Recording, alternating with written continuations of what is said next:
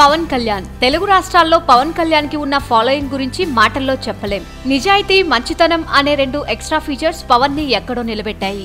ఏకంగా అతని పేరు మీద ఒక మతమే ఏర్పడేలా చేశాయి. అయితే పవన్ వ్యక్తిగత జీవితం మాత్రం కాస్త ఒడిదుడుకులతో కొనసాగుతుంది అనేది అందరూ బాధపడుతూ ఒప్పుకునే సత్యం. ముఖ్యంగా పవన్ 3 పెళ్లిళ్లు అనే విషయం అందరినీ నొప్పిస్తుంది. దానికి వెనుక కారణాలు మాత్రం పవన్ కి సంబంధించినవి కావు, జనానికి సంబంధించినవి. సినిమాపై ప్రేమ వల్ల మొదటి భార్యను దూరం చేసుకున్న పవన్ జనాలకు సేవ చేయాలన్న ఆలోచన వల్ల రెండో భార్యకు దూరం కావాల్సి వచ్చింది. ఇక మూడో పెళ్లి చేసుకోవడానికి కారణం ఆమె కూడా పవన్ మైండ్ సెట్ తో ఉన్న సారూప్యత, సేవాభావం. అయితే పవన్ ఫ్యాన్స్ కి ఇప్పటికీ వదిన అంటే రేణు దేశాయ్. పవన్ తో రేణు చేసిన బద్రీ హిట్ కొట్టింది. ఆ సినిమాతోనే ఆమె పవన్ లైఫ్ లోకి ఎంటర్ అయింది. అప్పటి నుండి వాళ్ళు సహజీవనం చేయడం మొదలు పెట్టారు.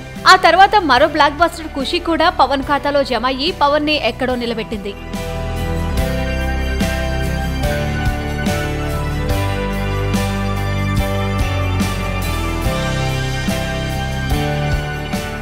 కానీ అనుకోకుండా ఆ తర్వాత అన్ని ఫ్లాప్స్ పలకరించాయి. ఆ తర్వాత వాటిలో బాలు ఒక మోస్తరు విజయం సాధిస్తే జల్సా హిట్ గా నిలిచింది. కానీ జల్సా పవన్ వల్ల హిట్ అయిన సినిమా తప్పిస్తే పవన్ రేంజ్ హిట్ ఉన్న సినిమా మాత్రం కాదు.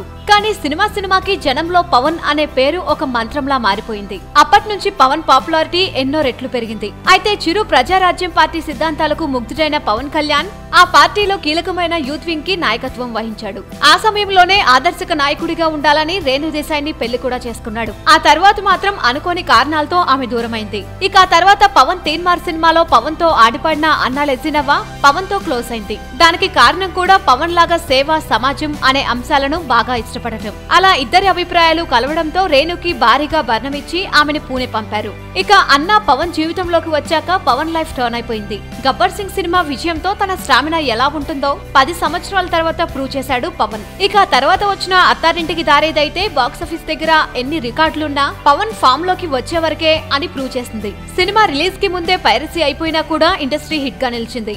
ఇక ఆ సినిమా తర్వాత పవన్ సినిమా అంటే హిట్ ఫ్లాప్ అనే తేడా లేకుండా పోయింది. అందుకే సర్దార్ గబ్బర్ సింగ్ సైతం టాప్ 10 లో చోటు సంపాదించుకుంది.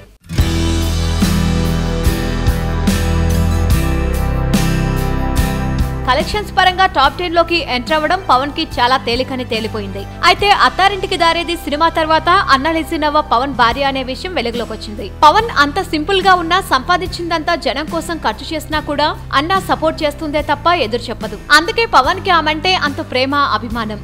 నిజానికి అన్నా పవన్ జీవితంలోకి ఎంటర్ అయ్యాకే కరెక్ట్ ట్రాక్ లో పడి మోదీ కూడా పవన్ సాయం కోరే రేంజ్ వచ్చింది. జనసేన అంటూ ఒక ప్రపంచం మొదలైంది. ఏ రకంగా చూసుకున్నా కూడా పవన్ కి స్టార్ తిరిగింది మాత్రం అన్నా రాకతోనే. అయితే విచిత్రంగా రేణు దేశాయ్ తో చేసిన బద్రీ హిట్ అయింది, కానీ అన్నా లెజినవ్వతో చేసిన తీన్మార్ ఫ్లాప్ అయింది. సినిమా ఫ్లాప్ అయినా కూడా పవన్ కి సరిగ్గా మ్యాచ్ అయ్యే భారీగా సూపర్ హిట్ అయింది లెజినవ్వ. అయితే ఆమె అస్సలు బయటికి రాకపోవడం, సోషల్ మీడియాలో కూడా అందుబాటులో లేకపోవడం, అలాగే ఆమె లాంగ్వేజ్ కారణంగా కూడా ఆమె పవన్ ఫ్యాన్స్ కి పూర్తిగా చేరువ కాలేకపోయింది. పవన్ ఫ్యాన్స్ అన్నాని తమ వదినగా ఎప్పుడు యాక్సెప్ట్ చేస్తారో అనుకుంటున్నారు ఆమె మంచితనం గురించి తెలిసిన వాళ్ళు.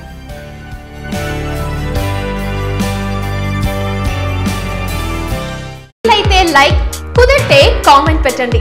ఇలాంటి ఇంట్రెస్టింగ్, బ్రేకింగ్, బిగ్ న్యూస్ మాకు తెలిసిన వెంటనే మీకు తెలియజేస్తాం. దీనికి మీరు చేయవలసిందల్లా ఇక్కడ కనిపిస్తున్న సబ్స్క్రైబ్ బటన్ ని నొక్కి సబ్స్క్రైబ్ అవ్వండి.